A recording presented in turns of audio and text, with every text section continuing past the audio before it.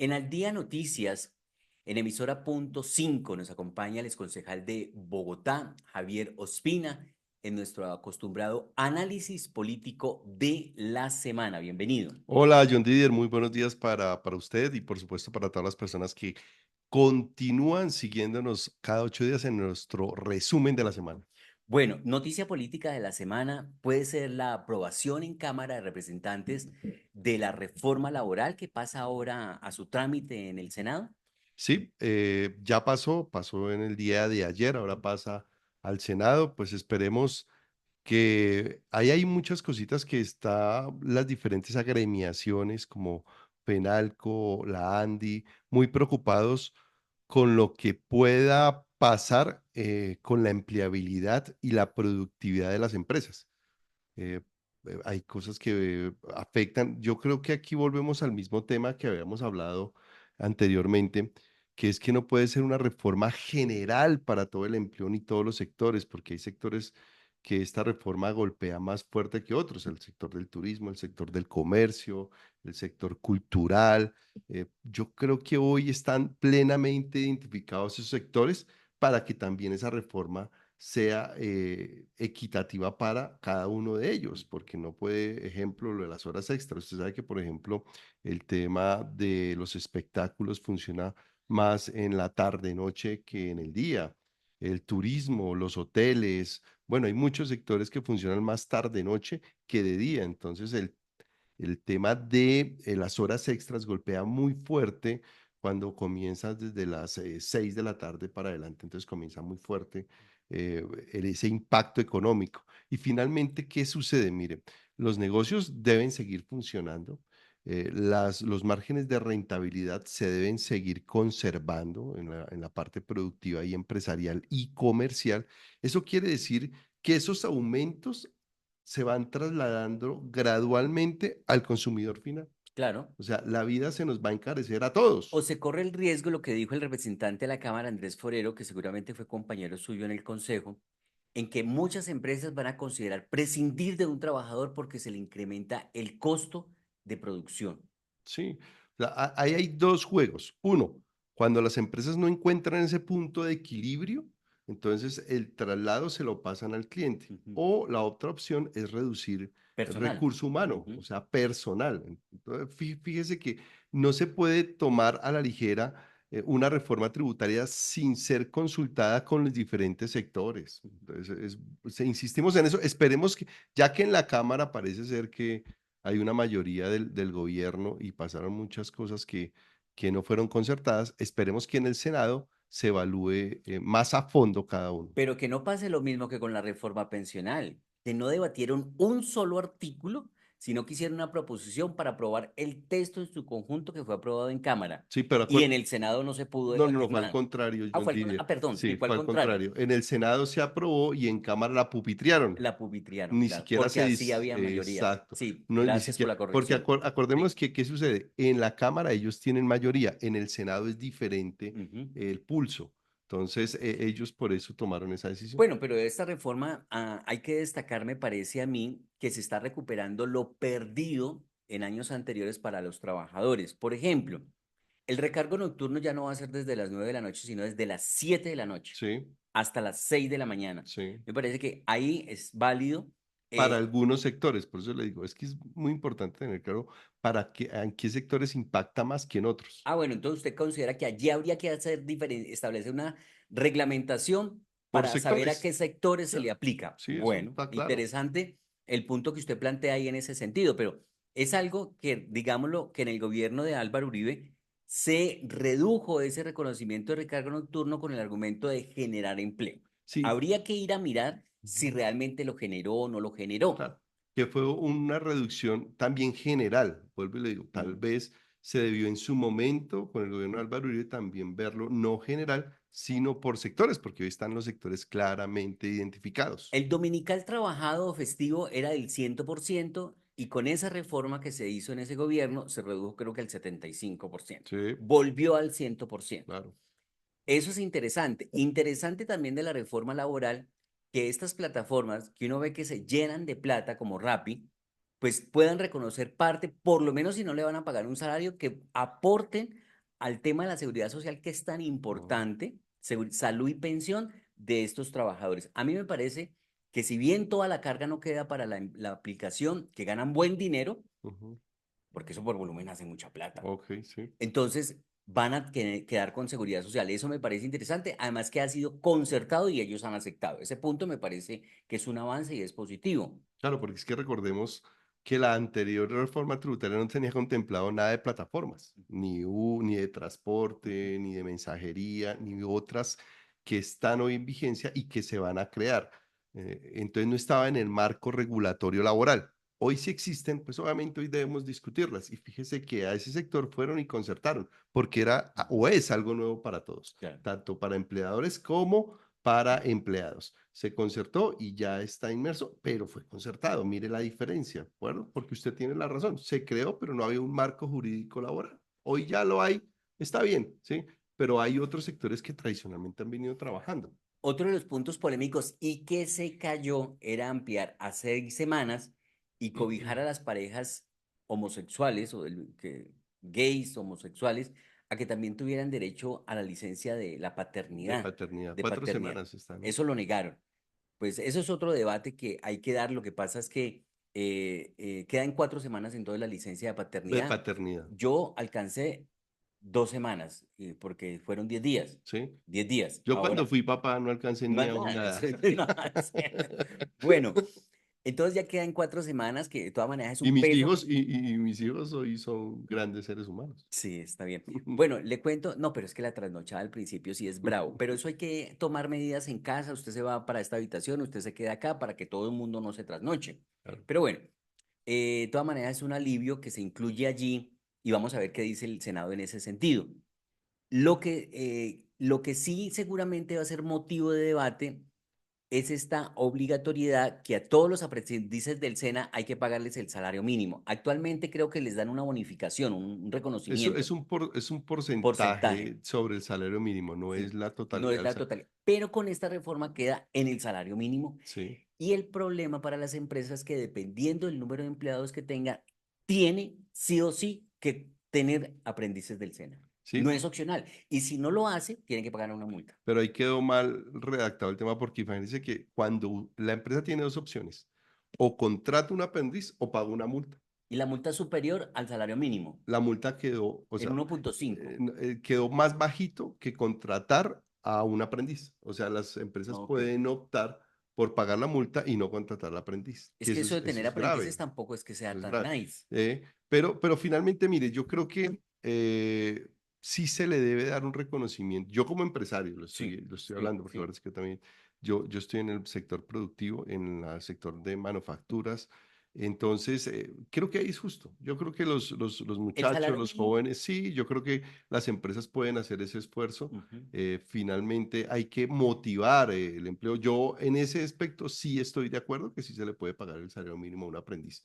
¿Sí? Obviamente también el aprendiz debe ser corresponsable a ese esfuerzo que hace el empresario. Yo no digo que no se le debe pagar, pero que le va a crear dificultades financieras a las empresas, se las va a crear.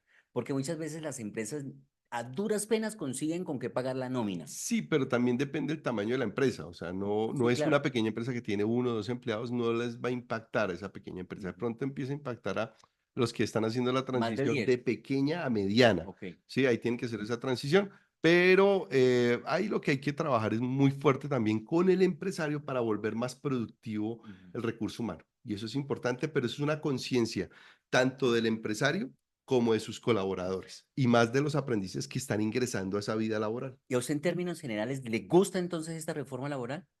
Hay aspectos positivos. Yo creo que las reformas laborales a medida que el mundo va evolucionando tecnológicamente, en conciencia social, también debe irse reformando el Ujú. tema laboral. Es importante, pero ir escuchando a las personas. Es que uno las reformas no las puede imponer.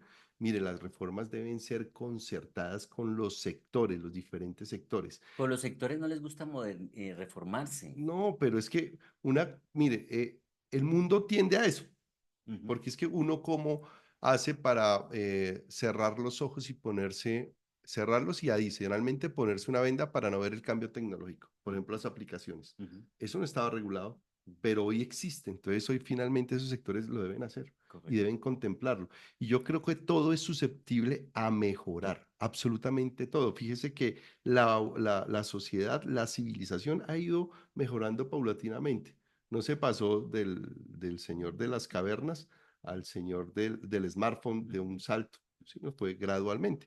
Lo que pasa es que ahora, con todo el tema tecnológico, vamos mucho más rápido, sí. pero yo estoy de acuerdo en la reforma siempre y cuando se hagan concertadamente y se pueda hacer esa división entre sectores, por ejemplo, en lo que tiene que ver con lo laboral.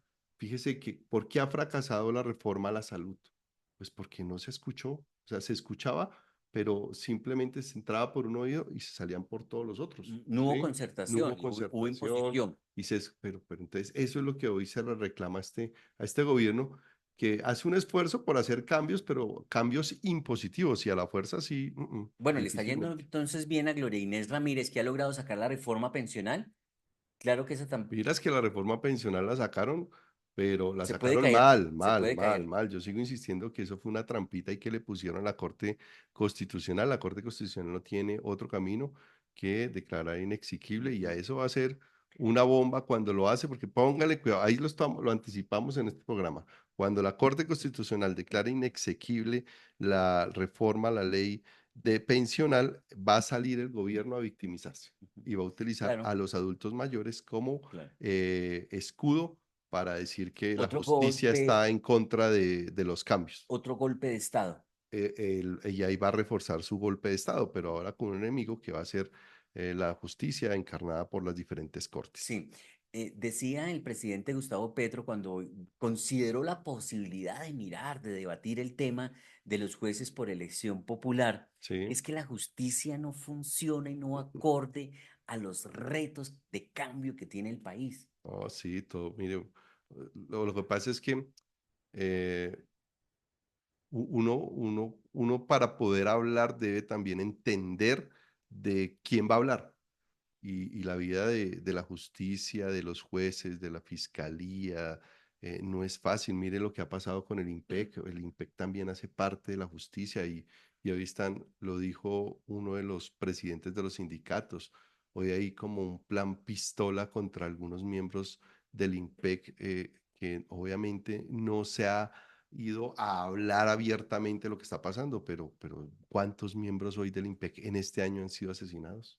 ¿Sí? Ah, Y el IMPEC hace parte de tener una buena justicia. bueno, es que iba a meterme en el tema de la reforma a la justicia por el que hoy se debate en el país, de volver a abrir el debate de la cadena perpetua para violadores y asesinos de menores con este tema de la niña Sofía Delgado, de 12 años, que fue desaparecida y fue hallada muerta, descuartizada, de un sujeto que ya confesó que sí lo hizo. Gracias a que él entregó información, se pudo localizar el cuerpo sin vida de la pequeña. Sí, pues lamentablemente vivimos otra noticia trágica de niños que han sido asesinados, acceso carnal violento adicionalmente. Y hoy en medio de presentar una reforma a la justicia donde principios de oportunidad, por ejemplo, cuando hay acceso carnal violento y a ese tipo de asesinatos, no puede existir ningún tipo de prebenda para estos monstruos, porque finalmente son monstruos, hay que partir que son enfermos mentales, porque una persona que esté en sus cinco sentidos y tenga una salud mental buena, pues no hace ese tipo de actos, Pero apoya usted la claramente. cadena perpetua. Colombia debe aprobar la cadena perpetua porque es que hay expertos juristas que dicen que no hay necesidad, No, que con la condena máxima pero, de 60 años lo, es sí, suficiente. pero es que, ejemplo, pongamos el ejemplo de este monstruo Garavito, no, no, no, de este, del que del Valle. asesinó a Sí. Sofía, el tipo tiene 32 años, Ujú. súmele 60, son 92, o sea, eso es una cadena perpetua. ¿Qué sucedió? Hoy también he escuchado a una persona que tenía toda la razón. Tiene que aplicárseles el máximo de la Sin condena. No, descuentos. no, ahí no tiene descuentos. Hoy la ley no le permite descuentos a ese tipo Mm. de asesinos y ni de violadores. No tiene descuento. Lo que pasa es que subjetivo es hasta 60 años, es lo máximo. Entonces hoy es subjetivo del juez decirle, no lo condeno a 60, sino lo condeno a 30. Exacto. ¿Sí? Entonces, hoy lo que se busca es que si es la máxima condena, se le aplique 60, 60. Ujú. 60 más 32 o Entonces, más no hay 20. necesidad de la cadena Yo, perpetua. yo digo que hoy no, hoy lo más importante es que uno sea la condena máxima, los Ujú, 60 años, y que sea cumplible, o sea, que se cumpla, ¿sí? Intramural, que no tenga ningún descuento, todo el rigor de la ley y el peso de la ley, porque finalmente son personas que, mire lo que pasó, este señor ya había violado, había tenido un acceso carnal ujú. violento con otra Tenía menor de edad, antecedentes. antecedentes, Ujú. entonces eso no puede pasar, porque fíjese que ellos van escalando su grado de agresividad a través del tiempo. Así pasó con Garavito y muchos otros, porque son seriales y a medida que los van dejando, entonces ellos van aumentando hasta llegar a hechos fatales como los de Sofía. Hablando de reforma a la justicia,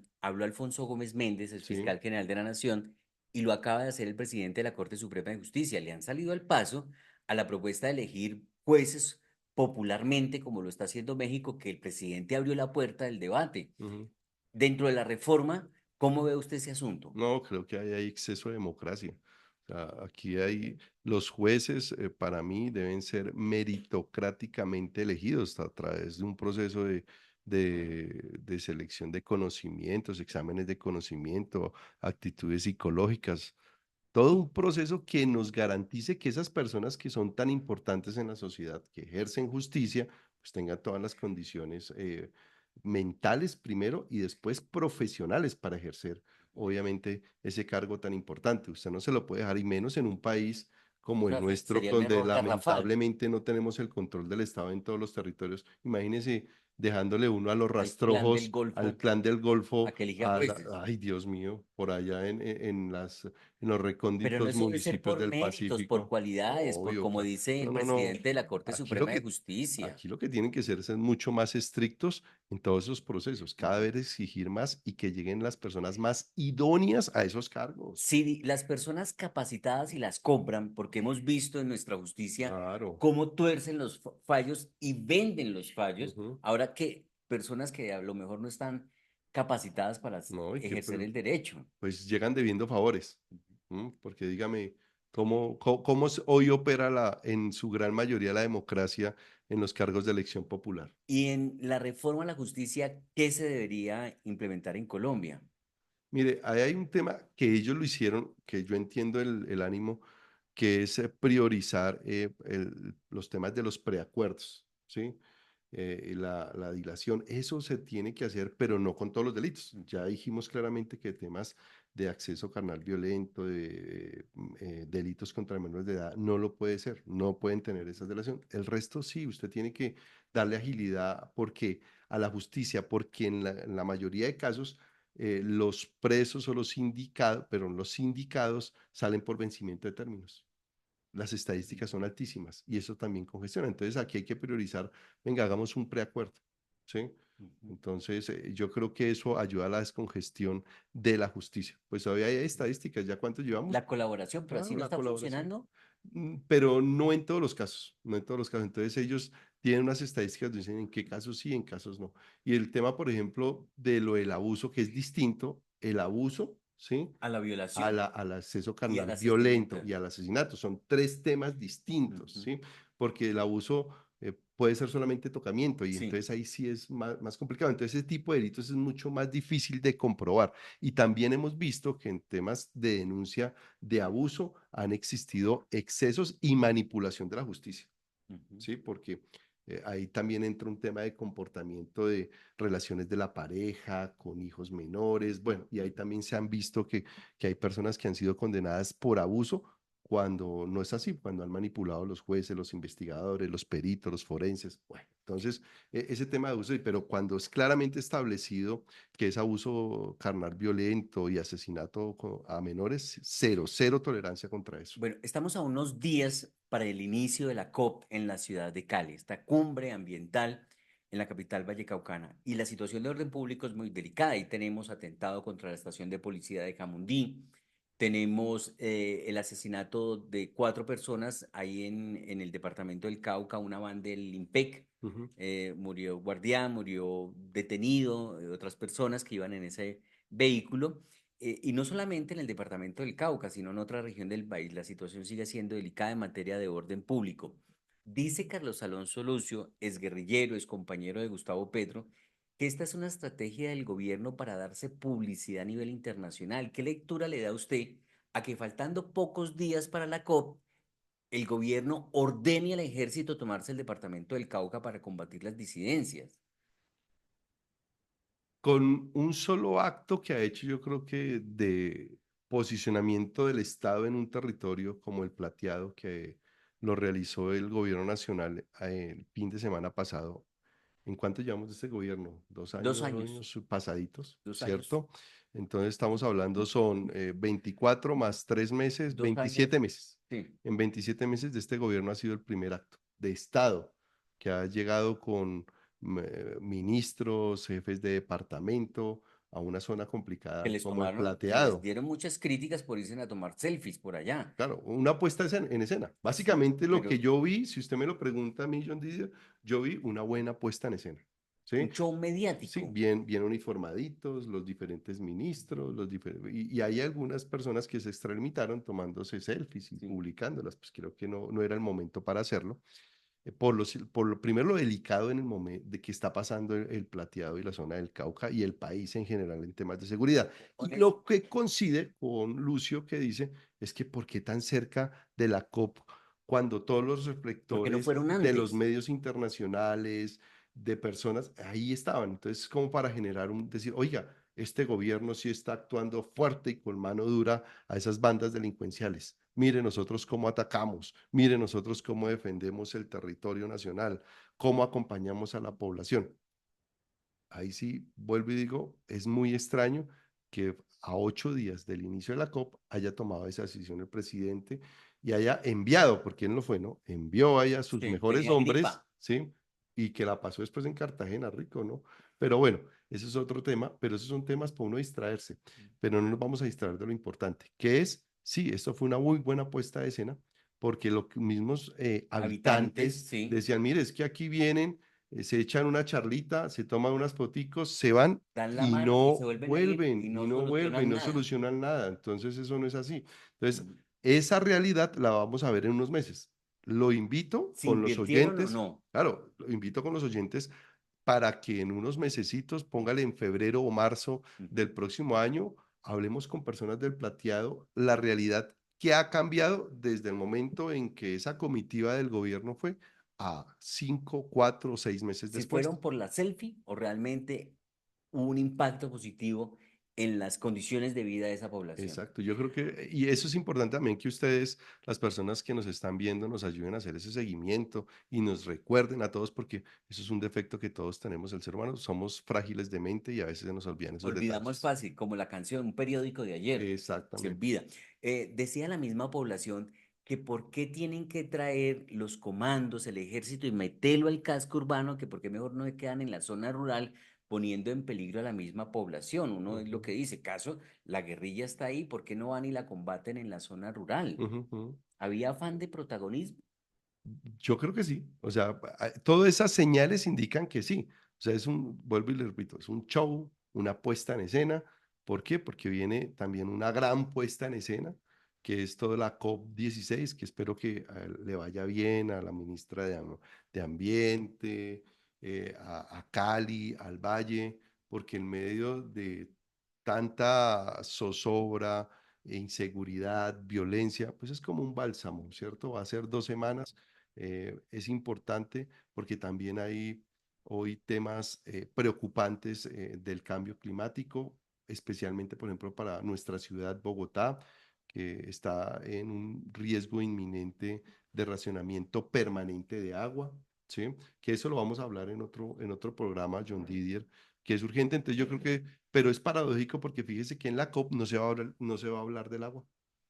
No se va a hablar ¿Por no qué? hay, no están dentro de la agenda, no está dentro. Varios amigos ambientalistas que van a ir a la COP estaban extrañados que no había un espacio para hablar del agua, y más en un momento tan coyuntural como el que estamos. Bueno, dice el ministro de Salud, Guillermo Alfonso Jaramillo, que en diciembre debe iniciar la discusión de la reforma a la salud. Mientras tanto, me ha llamado poderosamente la atención que a raíz de estos anuncios del gobierno, lo que quiere hacer con la salud, pues ya el gobierno tiene varias EPS intervenidas Ujú. y tiene a la nueva EPS que solo con la nueva EPS tiene 11 millones de afiliados y la gente le está sacando el cuerpo a mantenerse en el sistema de salud. Sura anunció la entrega de la EPS. Lo mismo Compensar, Ujú. también anunció que no, nosotros no queremos seguir siendo una EPS en estas condiciones. Y ahora Audi Pharma, que le entrega los medicamentos a los afiliados de nueva EPS, le dice a la nueva EPS, nosotros no dejamos, hasta aquí nos trajo el río, no queremos seguir. Y nueva EPS le dice, venga, acompáñanos 6 meses más, no vamos a hacer esto un caos, un traumatismo, pero entonces, ¿qué es lo que está pasando? Porque nadie quiere seguir en esta cadena, en este servicio, en este sistema de salud que tiene Colombia. Yo me imagino que es por la misma desorganización que hoy los diferentes sectores adscritos a la salud están viendo. Entonces dicen, mire, yo antes de que esto se siga despiporrando, como dijo el presidente Petro, yo prefiero hacer un alto en el camino y retirarme. Se ¿Sí? está cumpliendo el pronóstico del presidente. Chu, chu, chu, chu, chu. Se Sí, van claro, pero cayendo. por su misma incompetencia, Ujú. no sabemos hoy si es intencional o lo ha hecho obviamente deliberadamente este gobierno. Pero lo único que sé es que hoy la salud de los colombianos está en riesgo con algo tan delicado Se están como es el muriendo los pacientes. suministro de medicamentos. Claro, niños. Ahí vimos el drama de una familia donde el niño no le llegó su medicina y murió. Y ahí hay Claro. otros casos también palpables de eso. Entonces es gravísima la información que Audiofarma se retire porque es el gran dispensario. ¿Y qué es eso? Hay que explicarlo a las personas porque hay personas que dicen, ¿qué es eso de dispensario? ¿Qué hace Audiofarma? Audiofarma, ¿qué es? Es el intermediario entre los laboratorios que producen la medicina, ¿cierto? Los laboratorios que realmente producen la medicina no la comercializan y el gran comercializador es Audiofarma. Audiofarma, ¿qué hace?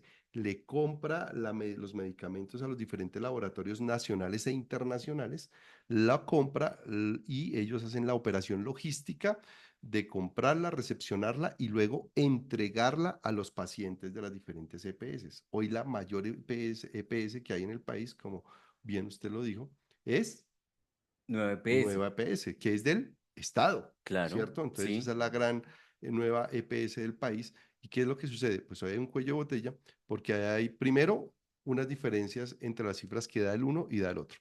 El interventor de Nueva EPS dice que le debe 170.000 millones de pesos a hoy a Audifarma y Audifarma dice que le deben más de 350.000. O sea, imagínense, hay una diferencia de más del 100% entre Ujú. unos y otros.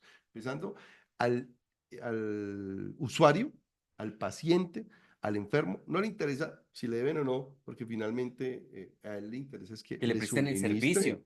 Claro, Claro. entonces como Audifarma le dijo, ¿sabe qué? Yo le entrego aquí, parto, a partir de octubre ya no hago más, pues claro, eso tomó por sorpresa al gobierno, a la EPS, y entonces ellos dijeron, no, no le podemos recibir, aquí lo que hay que hacer es ya mirar un plan piloto, o sea, un plan B, pero un plan B así, de sorpresa, pues va a ser muy difícil y finalmente los grandes afectados vamos a ser todos los usuarios. Bueno, y un nuevo argumento para quienes critican al gobierno y aseguran que aquí todo anda manga por hombro. Es una expresión Sí, para decir que esto está en un desorden total. ujú, Además del tema del gas, sí. además del tema de la energía, además del tema de los medicamentos, ahora se suma a los contratos y desembolsos que hace el gobierno para hacer, por ejemplo, hospitales. En La Guajira, desde el 2022, 1 billón de pesos para hospitales y van en el 0% de ejecución, Ujú. improvisación total. Incluso en algunos casos el Ministerio de Salud le dice a la contratista, no, ¿sabe qué? Devuélvame los 98.000 millones de pesos. No, ¿sabe qué? Devuélvame la plata, cuando ya se la ha desembolsado. Entonces uno dice, ¿cómo es la administración pública que ejerce este gobierno de manera que desembolsan la plata y las obras no se ven? Sí, Que ese es un problema. Así que hay un escándalo mayor al de la Unidad Nacional de Gestión del Riesgo, es el tema de los desembolsos que ha hecho el gobierno para algunas obras que van en el 0% de ejecución. claro. Hospitales en La Guajira, por ejemplo. Ese es un tema. Otro tema, el tema de los pasaportes, que afortunadamente lograron corregir a tiempo y evitaron y lograron que Thomas Grenson siga por lo menos un año más de zozobra, de angustia. ¿Quién va a hacer los pasaportes?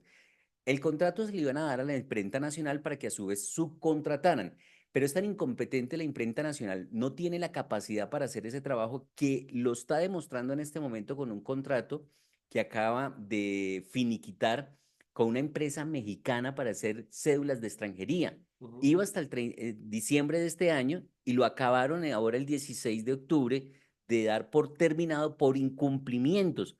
Entonces, no, ¿por qué no le funciona al gobierno la contratación? Bueno, no solo la contratación, sino porque falta de planificación. Si usted no planifica bien las diferentes etapas de contratación, porque es que la contratación no es solamente firmar un contrato, hay una etapa de prefactibilidad, factibilidad, bueno, en fin. Entonces ellos no planifican bien esas etapas. Entonces, cuando ellos desde el principio no tienen claro, pues al final no lo pueden ejecutar, es lo que ha pasado. Y como todo se les convierte en urgencia, cuando usted no planifica, los diferentes procesos que usted tiene que hacer en las entidades que debe tener una temporalidad adecuada, pues usted se vuelve ese afán. Y en el afán se vuelve urgencia y en la urgencia y más el afán, pues vemos los resultados, pues que al gobierno no le pega a una, a Ujú. una, a una, a una, pues vemos hoy que hospitales, cero, que el tema de los pasaportes no va a dar resultado, ¿sí? Que el tema de las cédulas de extranjería tampoco. Entonces, y no solo en el, usted vea así en educación, en salud. Entonces, realmente es desastroso. Les ha costado muchísimo, muchísimo aprender cuál es la arquitectura del Estado para este primer gobierno de izquierda, de extrema izquierda que ha tenido, porque yo estoy convencido que aquí han habido ya gobiernos de izquierda disfrazaditos. Ahí tuvimos al de Samper y luego al de Santos. Entonces, esto que nos vengan a decir que eso no es el primer gobierno de izquierda, no, aquí ya han habido gobiernos de izquierda y de extrema izquierda, tal vez es el primero, pero les ha ido regular tirando a mal, más mal que regular, yo Por creo. eso tanto arrepentido ahora, por ejemplo, Jimena Duzán, la periodista, que entre otras cosas yo no entiendo por qué hay periodistas que se casan con un gobierno, o a favor o en contra, uno simple y llanamente tiene que informar y que los ciudadanos vayan sacando sus conclusiones. Pero María Jimena Duzán ya está más arrepentida. Por ahí un escritor también en estos días que escribió en la revista Cambio, Ujú. también arrepentido No, hay varios, hay varios. de los resultados de Y este ahora la gobierno. excusa es que 4 años no son suficientes Y y bueno, que es que la derecha ha gobernado 200 años. y Ese el es el discurso de ellos, ¿no? Ah, es que ustedes llevan gobernando 200 años y nosotros solamente 2 años, entonces será que necesitan otros 200 años, Pero yo esta es la creo. introducción para hablar de James Robinson. ¿Quién es James Robinson? El nuevo premio Nobel de Economía, que es casado con colombiana, ha venido a Colombia, conoce muy bien, es afín al pensamiento de Petro, pero le tuvo que decir esta semana que él tiene buenas ideas, pero que no tiene ni idea de cómo implementarlas. No, pues eso hemos visto, es un tipo creativo el presidente Petro, pero es que mire, ahí hay un tema, yo le voy a decir hoy, se lo digo también a todos los oyentes y a los emprendedores, a todos esos que se les pesan echando ideas todos los días. Yo por una idea pago 5 centavos, o sea, una idea que vale. Si yo le doy a usted, usted me dice No, una idea. para mí una idea lo vale No, todo, señor, venga, si hoy, yo lo digo en el mundo práctico, ese es el mundo idealista, el que usted me está dando. pero es que Pero todo venga, John parte de Didier, una idea. yo le doy, no, venga, usted hoy me dice una idea, Sí, le digo, oiga, esa idea le doy 5 centavos, ¿usted qué me dice? 5 centavos de hoy, pagados de hoy, sí, sí, ¿usted qué sí. me dice? Pues no me está pagando nada, Nada, o nada, sea, una idea hoy no vale nada. Le nada. digo, ¿cuándo comienza a valer una idea? Cuando usted da el primer paso para que esa Claro, idea se vuelva claro, realidad. claro. A eso hoy, entonces, una idea que vale nada. O sea, una idea, si usted no da el primer paso, y vuelvo y digo, es un consejo para todos los que piensan iniciar algún tipo de emprendimiento o algún proyecto en su vida. Pues la idea Si es la usted, semilla, de ahí parte pues todo. sí, pero si usted esa idea no da el primer Si paso, no la siembra, no mejor. pasa nada. No, usted la puede sembrar, pero si usted no al otro día no le echa agua, pues no pasó nada, se murió. Entonces usted dé el primer paso y sea sostenible dando otro y otro y otro y otro. Es cuando una idea se vuelve realidad y eso sí puede transformar su entorno y del resto de cosas. Entonces, ¿qué es lo que sucede con el presidente Petro? Es una máquina de ideas, ¿sí?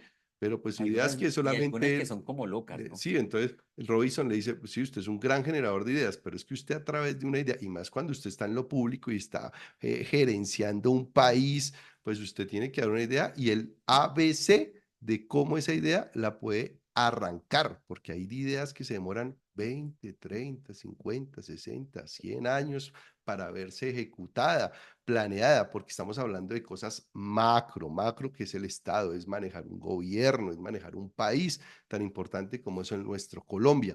Entonces, ahí yo le hallo la razón al premio Nobel, el señor Robinson, que es un tipo que sí conoce Colombia porque ha sido invitado a muchos cursos de verano en la Universidad de los Andes, ya por muchos años, y ha formado muchos economistas y es más, se lleva a estudiantes que tienen cualidades a universidades fuera de Colombia, en Estados Unidos, a trabajar, a investigar, y ha sido muy valioso. Y hoy eso es importante porque no solamente le dijo cosas al presidente Petro, sino también Ah, a no, Iván Duque, a todos, porque él sí, conoce la sí. historia muy bien, hasta el mismo presidente Uribe. Habló de Nadie ha Uribe sido que logró acertar en el problema que tiene Colombia y cómo resolverlo, que es enfrentar estas organizaciones armadas al margen de la ley, pero le cuestionó que a veces irrespeta las instituciones ¿por qué? Porque se por embriagan de el, poder. por el tema de la reelección. Exacto, se embriagan del poder, entonces es que ahora sí que el poder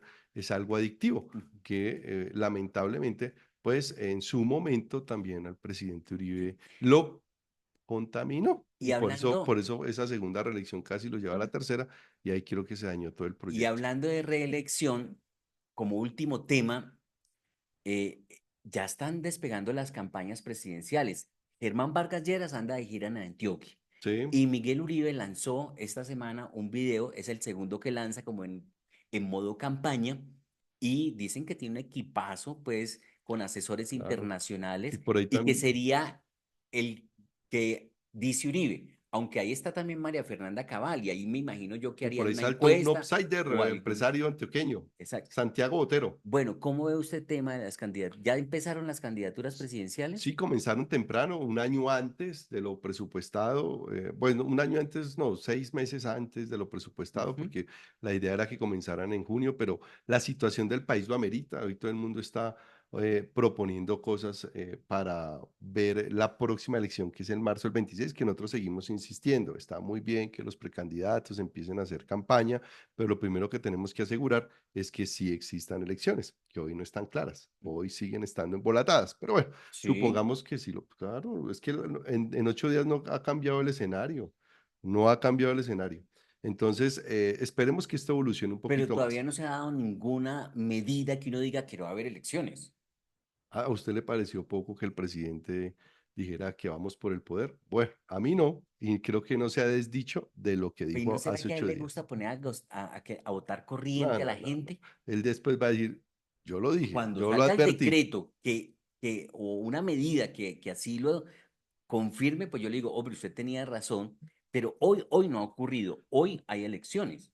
A Lo hoy que pasa, sí, hoy, hoy, pero hoy no, dígame una cosa, ¿ya tiene el calendario electoral del 26? ¿Ya la registradora lo dio? ¿El Consejo Nacional Electoral lo entregó? pues ahí teníamos un problema y es que no tienen el Ah, presupuesto. bueno, hoy tenemos claro, el presupuesto ya lo decretaron. No, Ah, bueno, entonces eso sigue embolatado, porque hasta donde lo último que supimos del presupuesto es que estaba desfinanciada la registraduría en un 77%.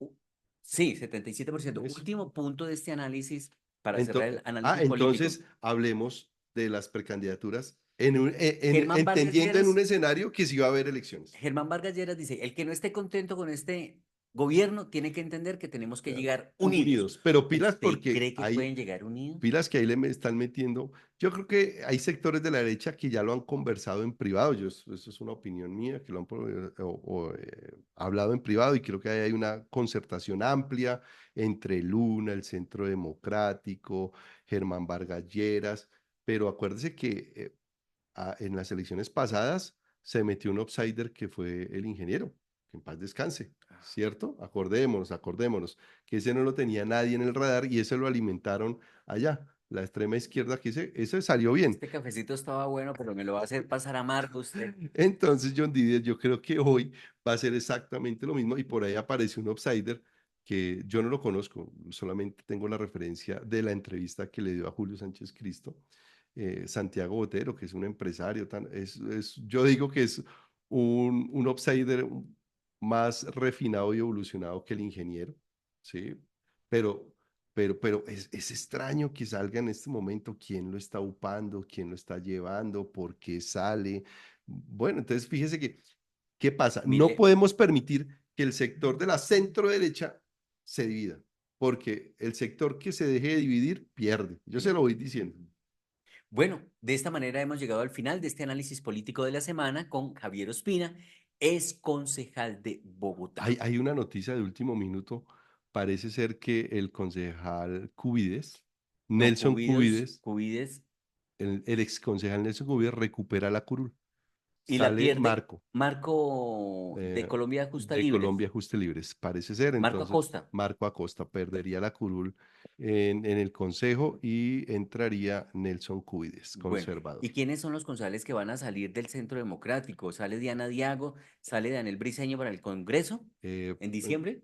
Parece ser, hay rumores muy fuertes, pero bueno, para eso todavía falta mucho. Bueno, señor. Nosotros somos Javier Ospina, John Didier Rodríguez, en Al Día Noticias, en emisora.5 y nuestras plataformas digitales de Facebook, de YouTube, de Instagram, de TikTok y Sí. de X. Bueno, lindo fin de semana para todos ustedes y siempre pidiendo sabiduría y discernimiento para cuando escuchen todas las noticias, tengan la facultad de ver más allá. El Señor les bendiga rica y abundantemente.